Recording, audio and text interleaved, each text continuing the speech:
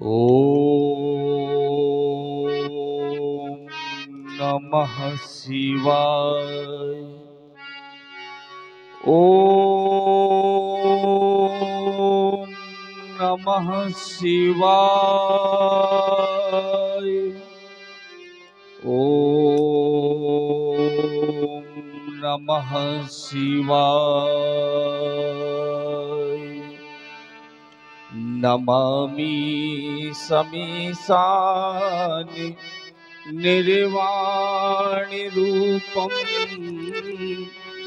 विभुं व्यापिकं ब्रह्म वेदस्वरूपम् निजं निर्गुणं निर्विकल्पं निरीहम् चिदाकाशिमाकाशिवासं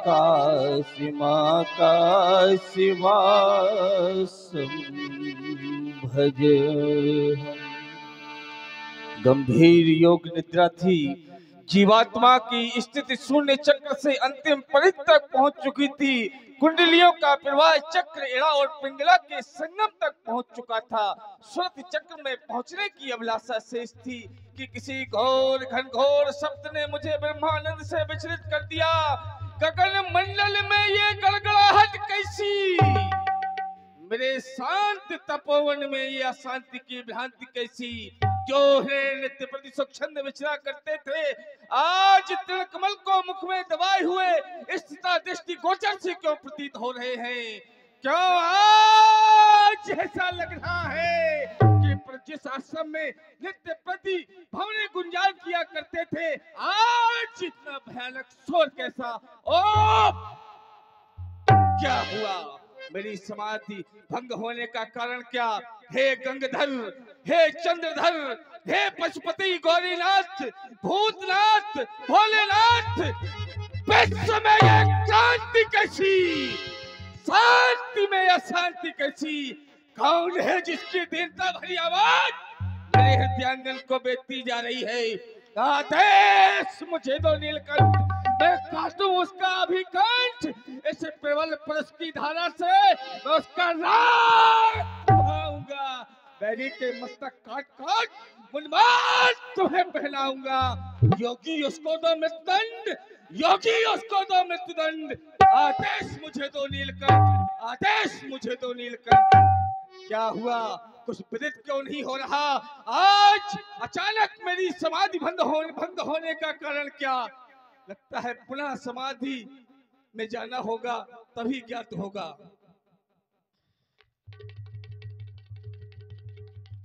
ओम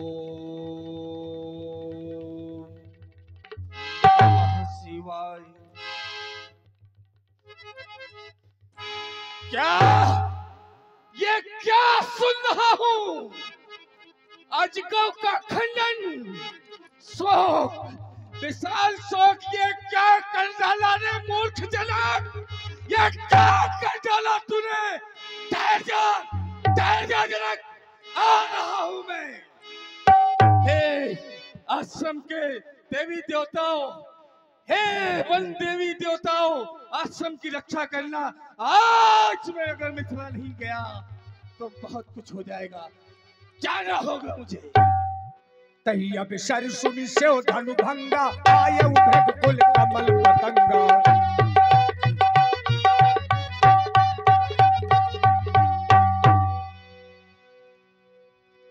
देखत भृगुपति बेसुख कराला, उठे सकल भय विकल भुवाला।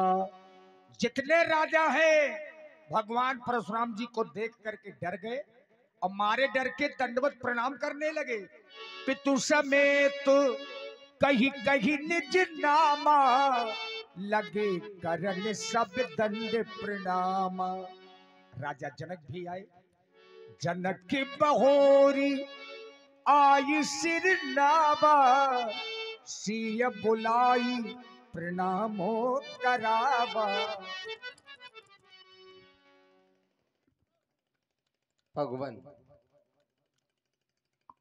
देवता, आप मेरा प्रणाम स्वीकार करें। प्रणाम बाड़ी वाक्य से है कि कर दिया दान रखे करे तुझे पगे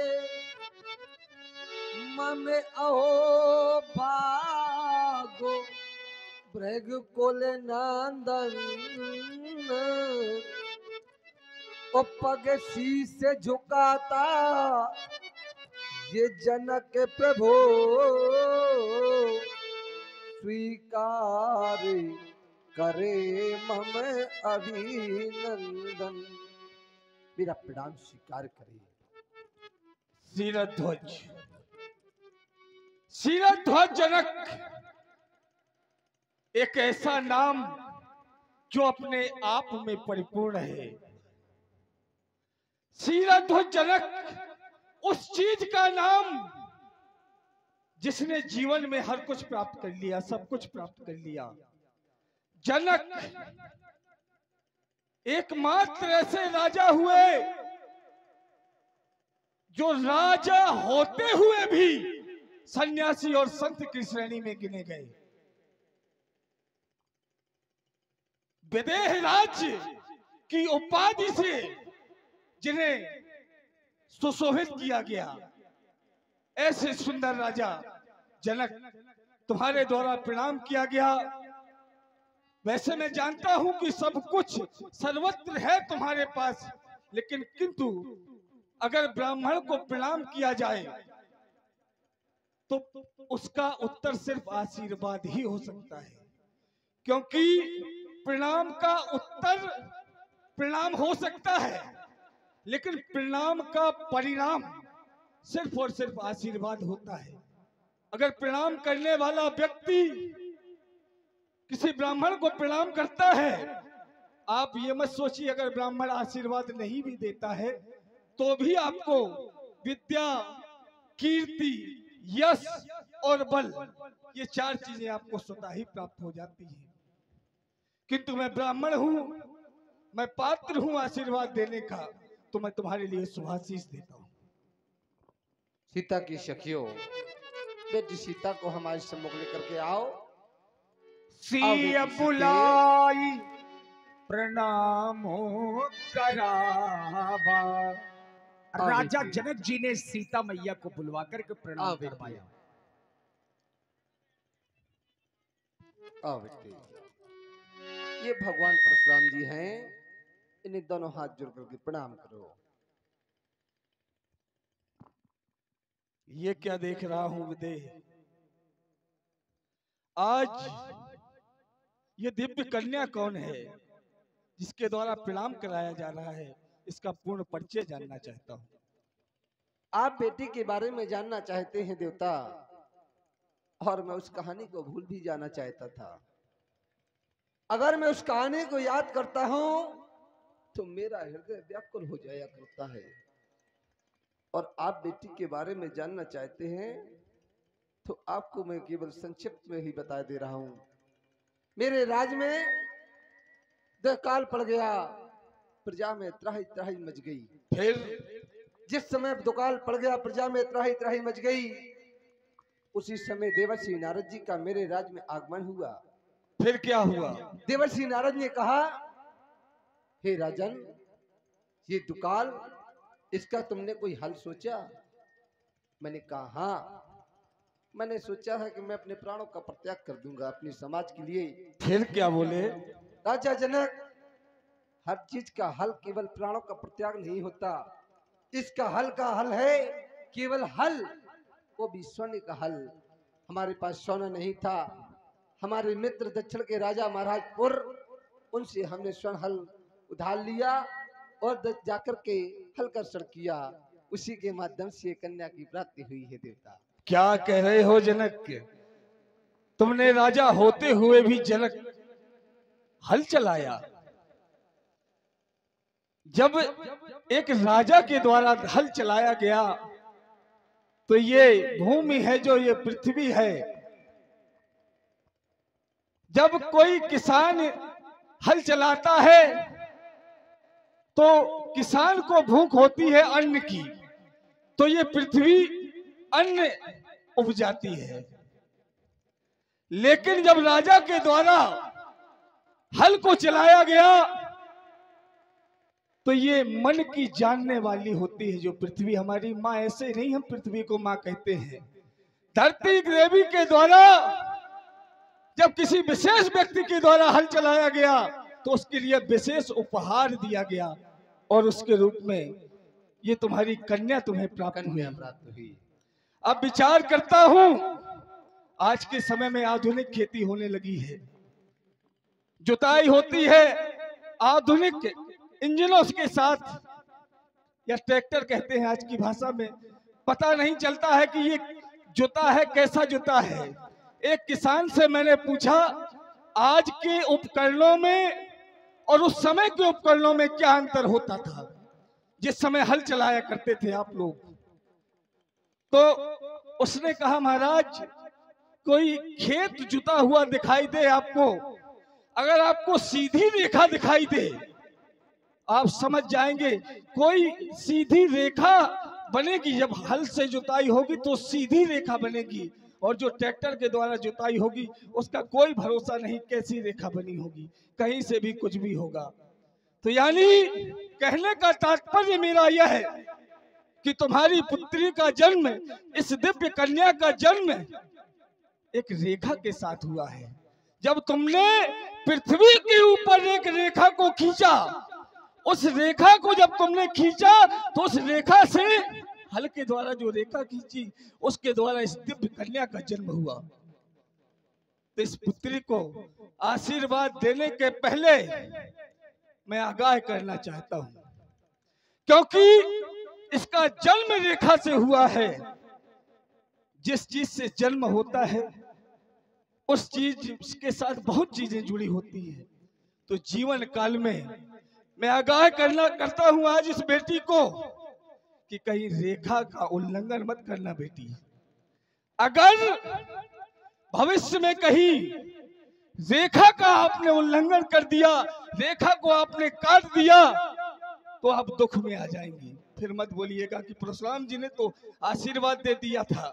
इसलिए पहले से आगाह कर रहा हूं कि रेखा मत लांघना, आपके लिए दिव्य आशीर्वाद है। जान की जाओ जग की तुम जननी बनो, तुम रहो पिए प्यारी सदा जान की, मानवों में वो ममता जगा देना मां, जग कमी ना रहे धन धान की। जा बेटी तू जा, जाओ बेटी जाओ, तुम्हारे लिए दिव्य आशीर्वाद है। जाओ बेटी। महाराज जनक मिले और बाबा विश्वामित्र भी आकर के मिले,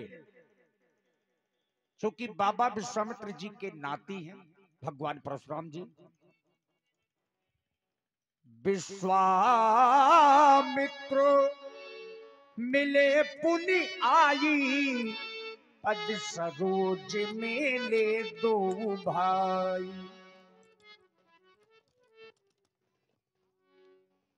और आप लोग ये लाइव प्रसारण देख रहे हैं इस समय भारतीय संस्कृति साधना चैनल पर लाइव प्रसारण। जो लोग घरों में हैं, ब्रह्म बेला का समय है, जाग गए होंगे तो मोबाइलों पर आप लोग सुंदर संवाद की लीला देख सकते हैं। धन्यवाद। आइए युगल कुमारों, भर्गो परशुराम जी को प्रणाम करो और इनसे आशीर्वाद प्राप्त करो।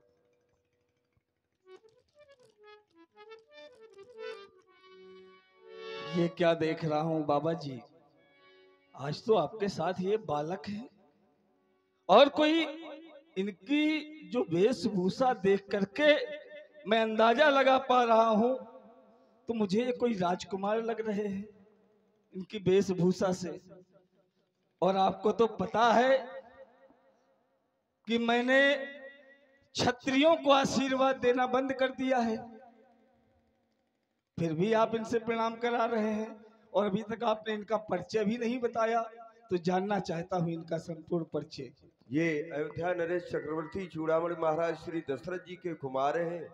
ये दो नहीं चार हैं, दो मेरे पास, दो महलों में।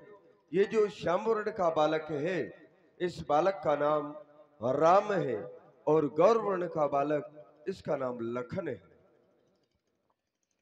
राम और लक्ष्मण बालक तो वास्तव में बहुत दिव्य हैं।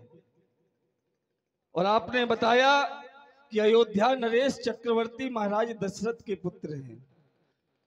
परिचय तो आपने बता दिया कि क्षत्रिय हैं। और आपको यह भी पता है कि परशुराम जी ने क्षत्रियों को आशीर्वाद देना बंद कर दिया है। अब मैं इन्हें आशीर्वाद दे दूं और आशीर्वाद देने की तरफ ये मेरी तरफ, तो इसकी जिम्मेदारी कौन लेगा? इसकी जिम्मेदारी हम लेंगे। बहुत सुंदर, तभी तो हमने प्रणाम कराया है। चलिए, बात गहराई की बोल गए हैं पंडित जी। नहीं तो हम भी तो गहराई की बात बोल रहे हैं। हमने गहराई से ही प्रणाम कराया है। हम जानते हैं कि क्षत्रियों को ये आशीर्वाद नहीं देते हैं, और जब क्षत्रियों को आशीर्वाद नहीं देते, ये क्षत्रिय कुमार हैं और हमने इनको आशीर्वाद दिलाने के लिए यहाँ पर उपस्थित किया। और आप हैं भाई पवन राजपूत बगिया वाले, राम जी राजपूत रजौनी से, और प्रिंस राजपूत 21 मुद्राएं आप तीनों मित्रों की ओर से भगवान परशुराम जी के चरणों में समर्पित हैं। साधुवाद। भाई हमने भी एक जिम्मेदारी से इन्हें प्रणाम कराया है कि आप आशीर्वाद देंगे, और जब आशीर्वाद देंगे तो जिम्मेदारी हमारी रहेगी। जब आपकी जिम्मेदारी है तो इनके लिए शुभाशीष है, दोनों पुत्रों के लिए। हे राम, तुम्हारे जीवन का सारा इतिहास अलग होगा। हे लखन, तुम्हारे जीवन का सारा इतिहास अलग होगा। जग में होंगे बड़े नाम, मगर तुम्हारा नाम अलग होगा। जब तक इस सृष्टि रहेगी, जब तक सूर्य चंद्रमा रहेंगे, जब तक ये पृथ्वी रहेगी, तब तक तुम्हारा प्रताप नित्य दिन प्रति बढ़ता जाएगा। जाओ, तुम्हारे दोनों कुमारों के लिए शुभाशीष है। भगवान परशुराम जी का ध्यान अब मिथिला की भारी भीड़ की ओर गया।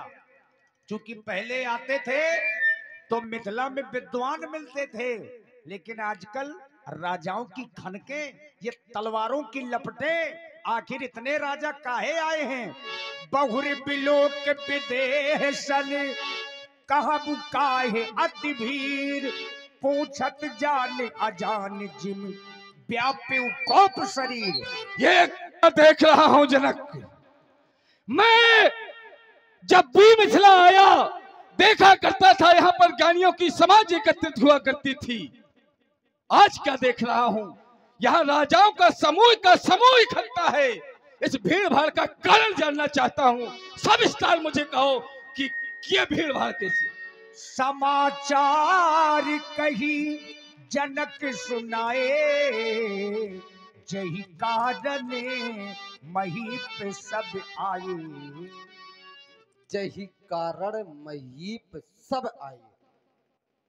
इन दीप दीपांतर से आए हुए नेपालों का केवल एक कारण है। क्या? वो है मेरी बेटी सीता। सीता के थी एक दिवस गृहिणी पो रही, फिर सीता और माथे भाव भर के, प्रभु आशुतोष के अजगौ को बाएं कर धरा बेहांस कर। फिर क्या हुआ? के सीता ने अजगौ उठा लिया। फिर यह देख के भी रज छूट गया। मैंने ऐसा प्रण कर डाला क्या? जिसमें यह अजगौ टूट गया। क्या? राजा जनक के वाक्य सुनकर के भगवान परशुराम जी ने अजगौ को 2 खंडों में देखा, लेकिन भगवान परशुराम जी का क्रोध और बढ़ गया। इस अवस्था में बाबा भोलेनाथ के अजगौ को देखा। देखे चाप खंड मही डारे। ये क्या देख रहा हूं प्यारे पिनाक, आज भार्गव परशुराम के जीते जी तुम्हारी यह दुर्दशा। मैंने ये जाना नहीं था, मुझे क्या पता था मेरे पीठ पीछे तेरी ये दुर्दशा हो जाएगी मेरे प्यारे भाई। मां गौरा के प्राण के प्यारे, भोलेनाथ के प्रिय अजगौ की ये दुर्दशा। इसका पेटी काल के कोपों से मैं तुझको बचा नहीं पाया। हे भोले के प्यारे पिनाक, किसने तुझको दुख पहुंचाया। जिसने खंडन कर डाला है, मैं उसका वध कर डालूंगा। है कसम मुझे उस शंकर की, किंकर को क्रोधित कर डाला। हे प्यारे पिनाक, तुम विश्राम करो, मैं आज पता लगाता हूँ तुम्हारे किसने खंडन किया है। आज इस परस के द्वारा उसके सर का खंडन होगा। अतरिस बोले बचन कठोरा, कहू जड़ जनक धनुष के ही तोरा। मूर्ख जनक, बाल किसने धनुष का खंडन किया, और न तेरा सिर अलग कर दूंगा तेरी ग्रीवा से। बेगी दिखाऊ मूढ़े नत आजू, बेग दिखाओ उलटहू मही जहाँ लगता विराजू। अन्यथा जहाँ तक तेरा राज्य है, वहाँ तक की पृथ्वी पलट दूंगा। मारे डर के राजा जनक कोई उत्तर नहीं दे रहे। जितने दुष्ट राजा हैं भगवान का क्रोध देख देख करके मन ही मन प्रसन्न हो रहे हैं कि अच्छा हुआ जो धनुष हमारे द्वारा नहीं टूटा। लेकिन भगवान राम आगे आ गए। सब है बिलो के लोग सब जान जान की भीड़, हृदय न हरस विषाद कछु बोले श्री रघुबीर। हे भगवान, भगवान शंकर जी के धनुष का खंडन करने वाला आपका कोई एक दास ही होगा। हे महात्मन, आप क्रोध ना करें। शिव धनुष तोड़ने वाला तो कोई शिव प्यारा ही होगा, जिसने ऐसा अपराध किया वह दास आपका ही होगा। नाते शंभुधन भंजन हारा, होए क्यों एक दास तुम्हारा। हे भगवान, आपका कोई दास ही होगा जिसने धनुष का खंडन किया है। ये क्या कह रहे हो राम? शिव धनुष तोड़ने वाला मेरा दास होगा? जनक से पूछ रहा था, बिना बोले बीच में बोले। मुझे लगा कोई उत्तर आया राम की ओर से, लेकिन इस उत्तर में भी प्रश्नवाचक हुई है। क्यों एक दास तुम्हारा? ये कोई उत्तर नहीं हुआ राम। लेकिन अगर तुम कह भी रहे हो कि कोई दास है, तो दास का कार्य क्या है व्यास जी? सेवक सो जो करे शिवकाई, अरि करनी कर करिए लड़ाई। सेवक का कार्य होता है कि सेवकाई करना, न कि शत्रुता का कार्य करना। अगर शत्रुता का कार्य किया है तो उससे मेरा क्या है? सुनहु राम जही शिव धनु तोरा, सहस बाहु सहस बाहु समसोदिप मोरा। वह मेरा सहस्त्र बाहु अर्जुन के समान शत्रु है राम। सो बिलगाऊ सो बिलगाऊ बिहाई समाजा, न नटा। तुम्हारे जय है सब राजा। या तो वे समाज से अलग हो जाए या समाज उसको छोड़ करके अलग हो जाए, अन्यथा सभी राजा मारे जाएंगे। भगवान परशुराम जी ने घोषणा की और लक्ष्मण जी पंडित जी की घोषणाओं को सुन सुन करके मुस्कुराने लगे। सुनि मुनि बचनो लखन मुस्काने, बोले परशु धरहि अपमाने। सुनि मुनि बचनो।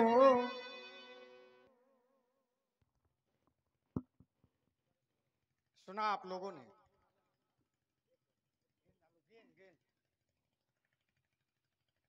धनुष तोड़ने वाले के विरोध में श्री परशुराम जी की एक घोषणा हो गई। जय ही शिवधनु तोरा, सहस बाहु सम सो रिपु मोरा।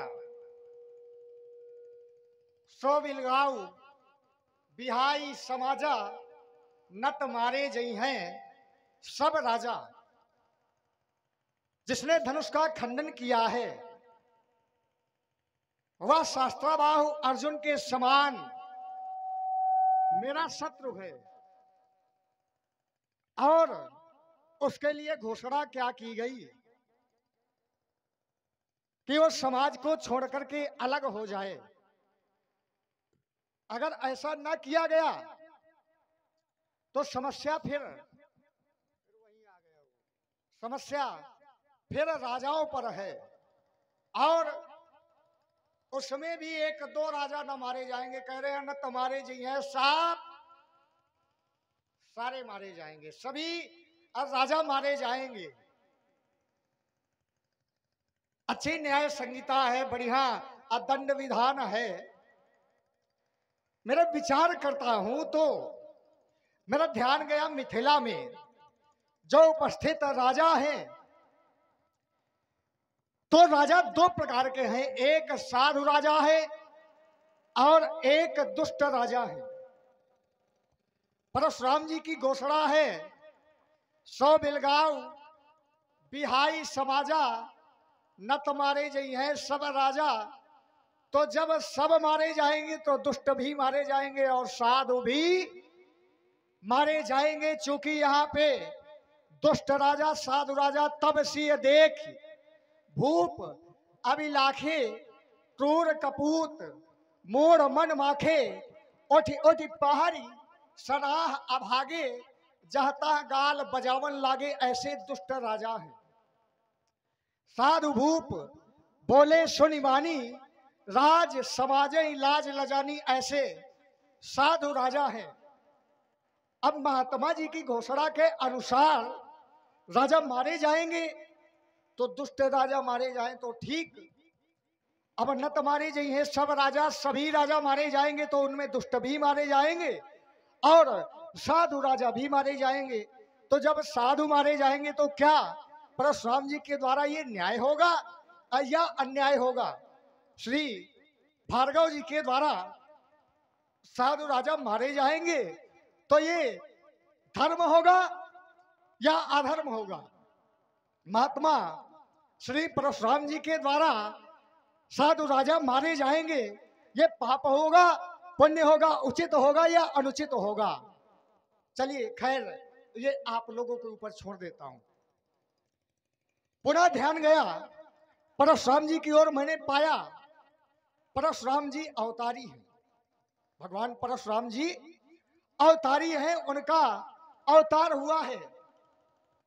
और अवतारी का अवतार होता किस लिए है ये सब कोई जानता है। क्योंकि जब जब इस धरा धाम पर अत्याचार, अनाचार, दुराचार, पापाचार इन अन्य निशाचरों के द्वारा किया जाता है, जब जब ये धरा अकुलाती है, अत्याचार चरम सीमा पर होता है, तब तक परमात्मा का अवतार होता है और साधुओं की रक्षा, दुष्टों का विनाश होता है। जब जब होई धर्म कै हानि, बाढ़ई असुर अधम अभिमानी, तब तब प्रभु धरि विविध शरीर, अनेकों प्रकार के शरीर रख करके हरत कृपा निधि सज्जन पीड़ा, साधुओं की सज्जनों की पीड़ा को दूर करते हैं परमात्मा। अवतार लेकर परित्राणाय साधु नाम विनाशाय च दुष्कृताम धर्म संस्थापनार्थाय संभवामि युगे युगे। तो जब साधुओं की रक्षा के लिए परशुराम जी का अवतार हुआ है, अन्य तुम्हारे जिन्हें सब राजा, सभी राजा मारे जाएंगे, साधु भी मारे जाएंगे, तो फिर अवतारी का अवतार धर्म की रक्षा के लिए हुआ है, साधु मारे जाएंगे तो फिर धर्म की रक्षा कैसे हो पाएगी। ये अनुचित है, ये बात ठीक ठीक समझ में नहीं आ रही। पंडित जी प्रणाम। और सब कुशल मंगल? कुशलता दिखाई नहीं दे रही, क्या बात है, हवा में निकल गई क्या कहीं कुशलता? अच्छा, धनुष टूट गया, क्रोध का कारण ये है। महामुनि एक बात बता दें आपको, इस धनुष के टूटने पर इतना क्रोध है तो बचपन में हमने न जाने कितनी धनुषियां तोड़ डाली, बहुत सारी, कोई गिनती नहीं, कोई गणना नहीं, कितनी हमने तोड़ डाली। तब तो आपने ऐसा क्रोध नहीं किया। बहुत धनुही तोरी लड़काई कबौ न असरिस तीन गोसाई, आपने कभी ऐसा क्रोध नहीं किया। यही धनु पर ममता के हेतु पूज्यपात पातायन स्मरणी कहें, इस धनुष पर इतनी ममता क्यों व्यक्त करें? पूज्यपात पाता स्मरणी।